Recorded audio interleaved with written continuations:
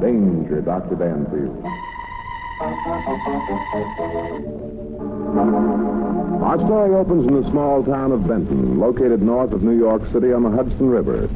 Two French-Canadian laborers are digging a ditch on the ground of a prosperous-looking farm.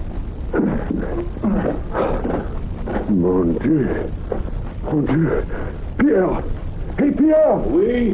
What is it, mon ami? Come here. There's something I do not understand. Hey, what is the matter, Jacques? You find some gold, maybe? Mother of Mary. I think perhaps we have found something we are not supposed to. Huh, Pierre? Oh, cross yourself, Jacques. It is the body of a man. Sac. What is left of a man. Come, we should not disturb the grave of the dead. Grave, you say? Do not be a fool, Pierre. Does one bury one's dead in a field behind the house with neither casket nor cross to mark the spot, huh? That I do not think. No? Then what is it you think, mon ami? I think that we will find this is the body of Monsieur Howard Holbrook, who has been reported missing these past months. Come, let us go to the police.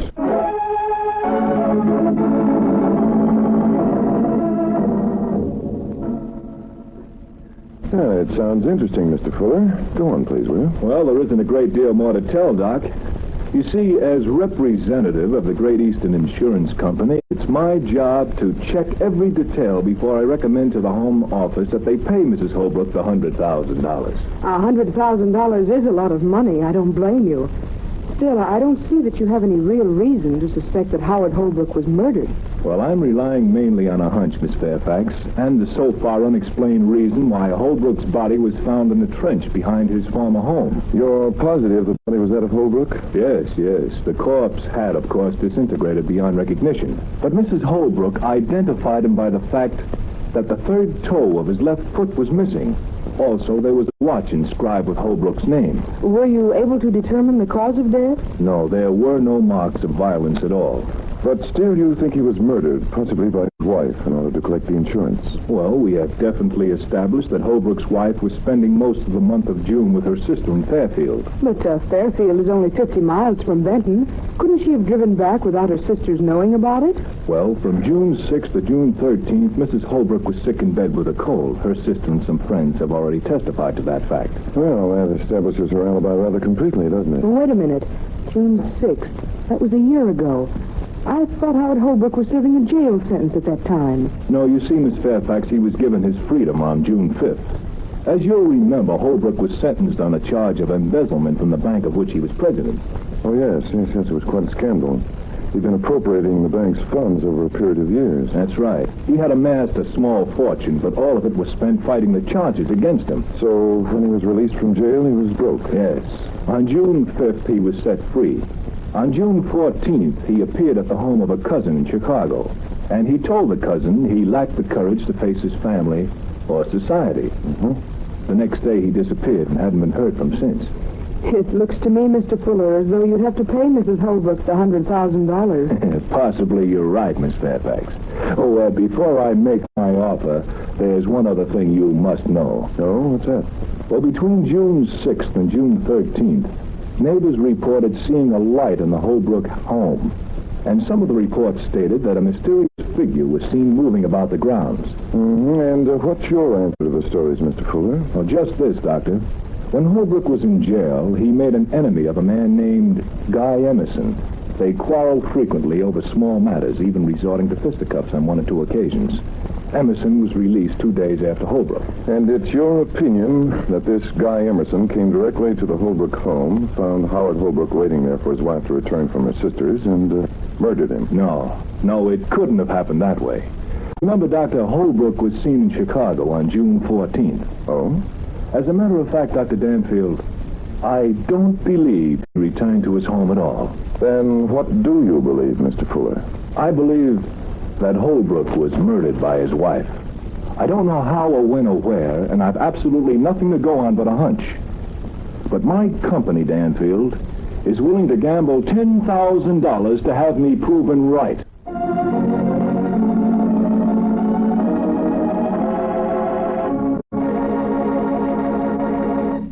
moment we return for the second act of Danger, Dr. Danfield.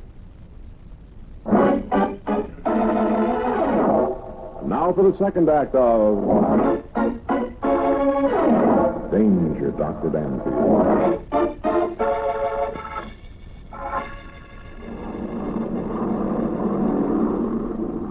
Dan, Oh, yes, Rusty? what time does the plane get into Chicago? Oh, in about an hour, I think. And you really believe that these cousins of Howard Holbrook can help us any? I don't know, Rusty. I'm not yet convinced that it was actually Holbrook who called on them a year ago last June 14th. What if it wasn't? Bill, you know what I think? What's that, Rusty? I think that you feel that this case is as hopeless as I do. You're just pretending there's a chance of proving that Elsie Holbrook murdered her husband because... Because of $10,000, Rusty? Oh, I don't mean to imply that you take money under false pretenses, only... Rusty, you're wonderful. Don't worry. If I fail to prove that Mrs. Holbrook murdered her husband, I'll not take Mr. Fuller's $10,000.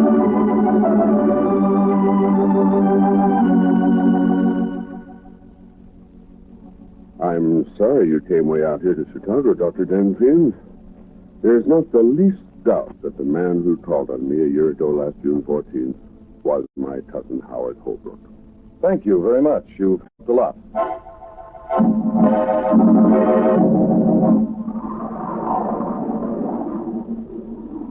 Well, Dr. Danfield, now are you convinced that it was Howard Holbrook who called on his cousin Charles in Chicago? Yes, I am, Rusty.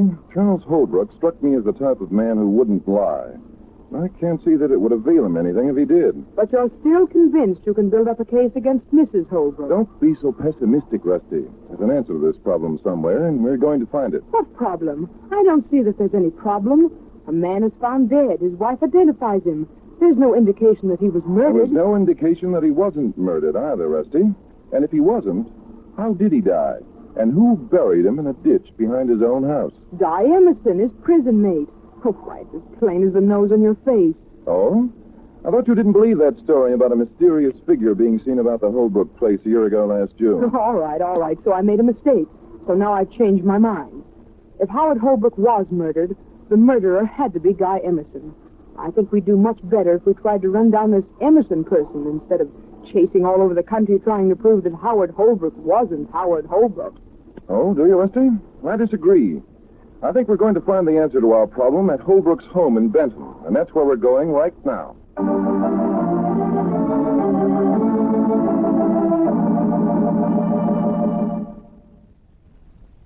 Really, Dr. Danfield, your purpose in coming here is too obvious. Well, I'm sorry you feel that way, Mrs. Holbrook. Just what do you think my purpose is? Oh, come, let's not try to fool each other. Didn't Mr. Fuller of the Great Eastern Insurance Company offer you a sum of money to prove that it was I who murdered my husband? Do you believe your husband was murdered, Mrs. Holbrook? I don't know. There are no indications that he was. You haven't answered my question. Oh. Mr. Fuller did offer me some money to work on the case, that's true. Then aren't you being presumptuous to think that I would help you prove myself a murderess? I don't intend to prove you're a murderess, Mrs. Holbrook. In fact, I intend to prove just the opposite. Mr. Fuller believes... Yes, I know Mr. Fuller believes you're guilty. I don't. Now, will you cooperate? I don't know what to say. I think what Mrs. Holbrook wants to say is that she doesn't believe you, Dan. No, it isn't that. I don't know. Everything seems so strange and unreal. People have been coming to the house ever since poor Howard's body was found. They all act suspicious. They all look at me and go away without offering any explanation. It's terrible. Believe me, I know how you feel, Mrs. Holbrook. Suppose you look at it this way. You didn't murder your husband, so therefore you haven't a thing to lose by offering me your help. As a matter of fact, you have everything to gain. I suppose you're right. What is it you want me to do? Well, I'd like to ask you a few questions, and then I'd like permission to remain here at your home for a few days. Very well. You'll have to shift for yourself, however. I've had no servants for over a year. Everything's run down. I've only been able to survive because there was a lot of valuable machinery and livestock that I could sell. Yes, I understand. Howard Holbrook's plan was to build himself a model farm up here, wasn't it? Yes, we'd only lived here one summer, you know. Howard invested most of our savings. We had great plans for the future, and then... Yes. Mrs. Holbrook, Are you sure in your own mind that the body that was found by the laborers was that of your husband? Oh, yes, I'm positive. Why do people keep asking me that question? Because if you weren't sure, Mrs. Holbrook, the insurance company would save themselves $100,000. Now, about this ditch that the laborers were digging. What was to be its purpose? Well, there's an orchard behind the garage. Howard had it set out. A neighbor told me that if I kept the trees alive, the value of my property would be much increased. I see. So you decided to pipe water into the orchard? Yes. One more question, Mrs. Holbrook, and then with your permission, we'll browse around the place. Certainly. What is the question? Do you believe that this man, Guy Emerson, who knew your husband in jail, is his murderer? I'm not sure. How can I be? There's no indication that Howard was murdered. However, it seems to me that the least the insurance company could do is to find this Emerson person and question him. The police are endeavoring to do that right now. Well, thank you, Mrs. Holbrook. Come on, Rusty. Let's see if we can't dig up a clue or two that our employer has overlooked.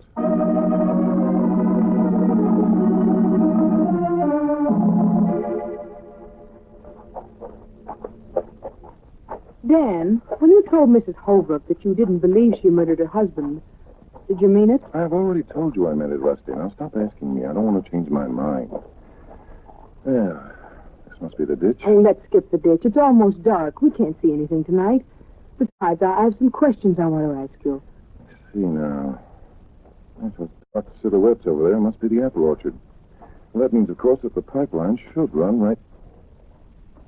Well, Now what? I'm no surveyor, Rusty, but it seems to me that if Mrs. Holbrook wanted to run water from the house to her orchard, she's spending a lot of money unnecessarily. Why? Why? Because if those laborers kept going in the same direction as they started, they'd wind up at a point between the house and the garage. Oh, Dan, stop grabbing at straws. There could be a dozen reasons why the ditch is heading in that direction. Oh, name three. Laborers might have struck a ledge. They might have intended to splice into the pipeline that must run from the house to the garage. Or they might have intended to splice it at the garage instead of the house. Yeah, perhaps you're right. Were any of your ancestors plumbers, Rusty? Oh, Dan. Say, it's getting dark, isn't it? I'll say it is. And I'm tired. Good gosh, what's that? Don't get alarmed. It's only a screech owl. Owl. Well, let's go back. I hate owls. They're like that. They're not at all like that, Rusty. All right, come on, let's go. There isn't much more we can do until daylight anyhow. Oh. I'm beginning to think there isn't much we can do even in daylight. Dan, I wish we weren't going to stay here tonight. Why, are you afraid Mrs. Holbrook will murder you in your sleep? I'm afraid I won't even sleep. Oh, here's the garage. Yes. I imagine those outside stairs lead up to the servants' quarters. Well, Rusty, come on. Hey, what the... Rusty, look out! Dan, someone!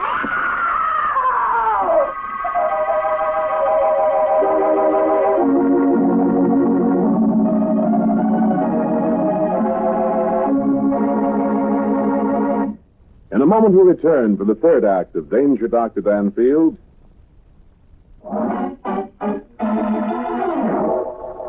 Now back to our star, Michael Dunn, for the third act of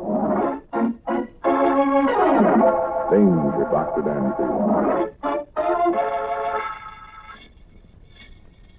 Rusty, you all right? Oh, I guess so. What happened? I don't know. Someone attacked us. Here, let me get up my handkerchief. Your face is bleeding. I didn't see anyone, and I didn't hear anyone either. Hello? Is that you, Dr. Danfield? Is something wrong? Oh, over this way, Mrs. Holbrook. Bring a light, will you, please? How's it now, Rusty? Oh, I'm all right. More scared than anything, I guess. Dan, what was it? What was what? Oh, here's Mrs. Holbrook. Over here, Mrs. Holbrook. Oh, what is it? What happened? I heard the girl scream. Oh, it's nothing serious, Mrs. Holbrook. Someone attacked us. Hold the lantern up a little bit, will you, please? Oh, my, she's bleeding. I'll call a doctor. It's only a scratch. No, I don't need a doctor. Dan, did you see the person who attacked us? No, he got away too fast. Here, let me wipe it. Are you sure it was a he? Am I sure it was a... What do you mean by that? Well, she's upset and frightened. Come back to the house, both of you. If you won't let me call a doctor, I can at least bathe that scratch on your face. Well, that's an excellent idea, Mrs. Holbrook.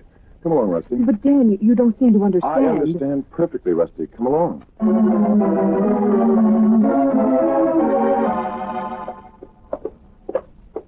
Yeah, let's is your room here, Rusty. Oh, Dan, I wish I didn't have to go to bed. I'm scared. Can't we sit up all night? Sit up all night. That isn't going to help matters any, Rusty. There's nothing to be frightened of. Well, there is. I don't know what, but there's something terribly wrong in this house. Dan, why do you suppose Mrs. Holbrook left us alone so long in the kitchen when she went for the antiseptic? I think she went to telephone. Oh, here's that awful owl. Telephone? To whom? I don't know, but I plan to find out in the morning. How? Was she telephoning to someone about us? I wouldn't be surprised, Rusty. However... Dan, that was a shot. Yes. Come on, there's the window at the end of the corridor. It sounded as though it came from the garage. Look there. Someone's running across the field. Oh, he's carrying a rifle. In that bright moonlight, it's easy to see. Yes. Dan, what's that in his other I hand? don't know. I think he's gone now. I wonder if... Dan, what does it mean? Oh, I wish we'd never come here. On the contrary, Rusty, I'm very glad we did come here. Let me see now. Yes. Yes, by George, that must be it. What must be what? Rusty, I think I'm beginning to see the answer to all this mystery. Yes, I'm sure I am. Well, what is it? For goodness sake, tell me. Yes, it all adds up now, as soon as I check a few more facts. Come along, Rusty. We're going to get a good night's sleep, and then I think we can clean this case up.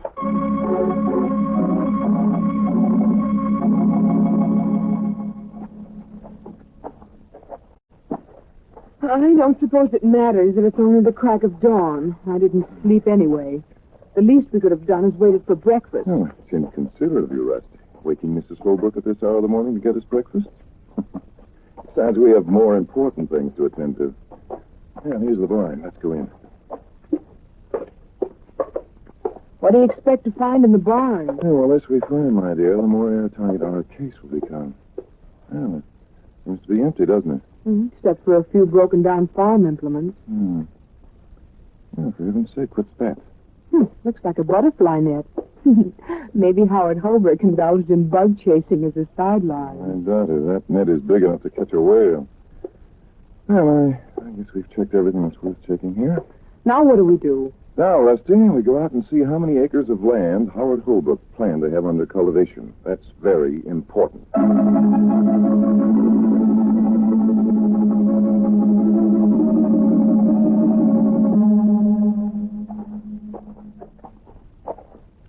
Okay. So Holbrook could have had 50 acres under cultivation, mostly in apple orchards and potatoes. Now where are we? Well, we're a lot closer to the solution of this mystery than we were half an hour ago, Rusty.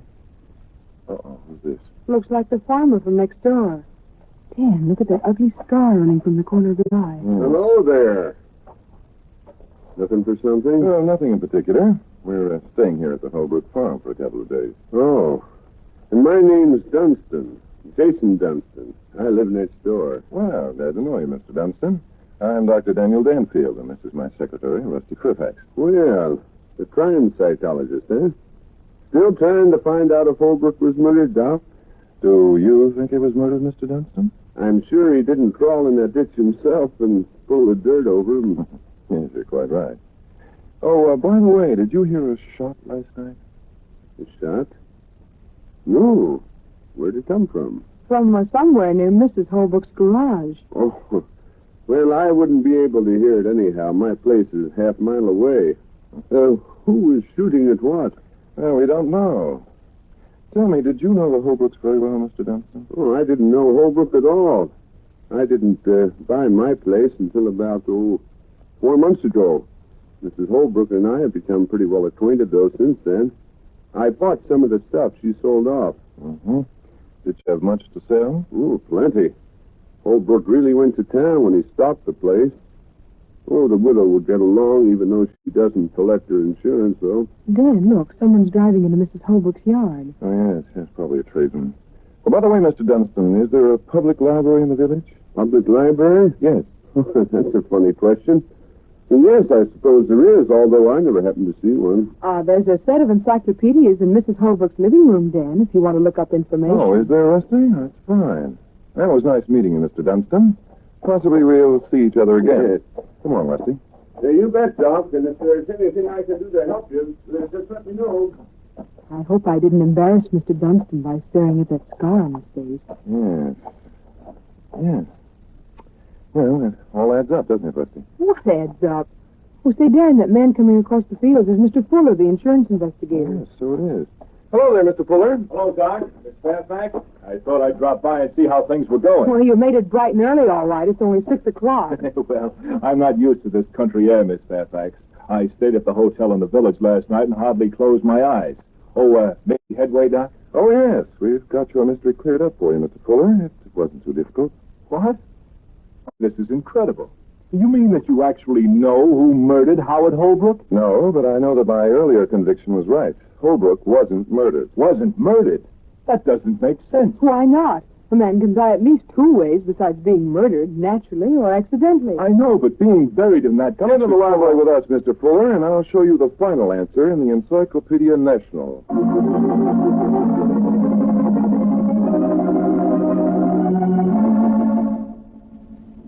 Let's see now. M-A to N-E, N-E to P. Yes, here we are.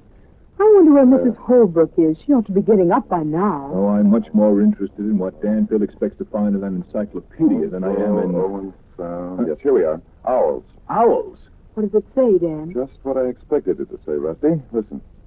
A mother owl will become vicious to a point of insanity if she thinks her offspring are in danger. At such times, they fear nothing, will attack any foe regardless of size. Their claws are like steel. Have an advantage because they are entirely soundless in flight. Dan, then it was an owl that attacked us last night.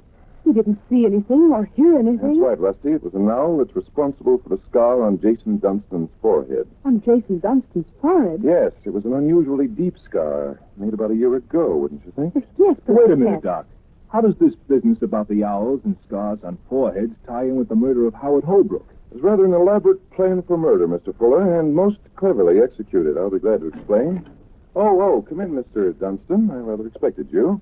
Where's your partner in crime, Mrs. Holbrook? Right here. Oh, You're clever, Danfield, but you're also a fool. Dan, they've both got guns. naturally they both have guns. Two people who are about to be proven guilty of murder would be expected to carry guns.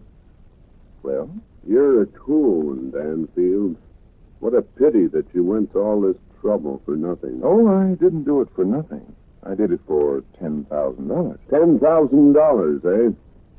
Fuller, you must have been pretty sure of yourself to gamble that amount. I was, but I still don't... Of course you don't.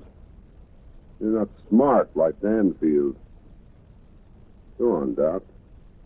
Give the guy his money's worth. Tell him how you worked it out. I'll be glad to. When Howard Holbrook was in jail, his wife got the idea about the owls. She visited her husband and told him her plan. The day before Holbrook's liberation, she left for her sisters to establish her alibi. When Holbrook got home, the place was deserted. Using the net which we found in the barn, he captured the mother owl. So that's why the net interested you so much. Yes, Rusty. Mr. Holbrook then dipped the steel-like claws of the owl in a powerful poison called curare. Poison? Then that's why Holbrook's body showed no signs of violence. You're almost right, Mr. Fuller, but not quite. After poisoning the owl's claws, Holbrook released the bird and sat back to wait. Yes? For what? You know for what, Mr. Dunstan. For the arrival of his convict friend, Guy Emerson.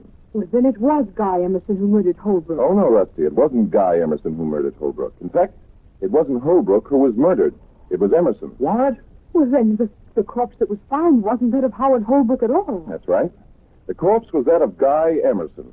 As a matter of fact, this gentleman here who is pointing the gun at me and who calls himself Jason Dunstan is actually Howard Holbrook. Oh, Mr. Fuller, did you tell your men to surround the place? What? Surround? Good. Rusty, step away from the window so the policeman can shoot. Will you? Howard, is it fit? Is it? Well, I don't know, Mr. Fuller. All right, Holbrook, you better shoot now while you got a chance.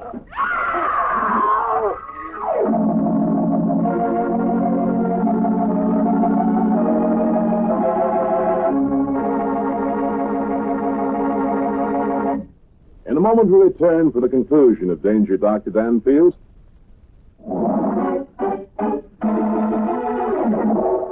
Now back to Michael Dunn for the conclusion of Danger, Dr. Danfield. Oh, come in, Mr. Fuller. Miss Fairfax and I were just about to leave. Is everything taken care of? Yes, the local police department took them both away. Oh, by the way, Doc, before you leave, I'd like to hear the end of the story. Well, there isn't a great deal more to tell. Holbrook obviously inveigled Guy Emerson to a spot near where the owl had its nest.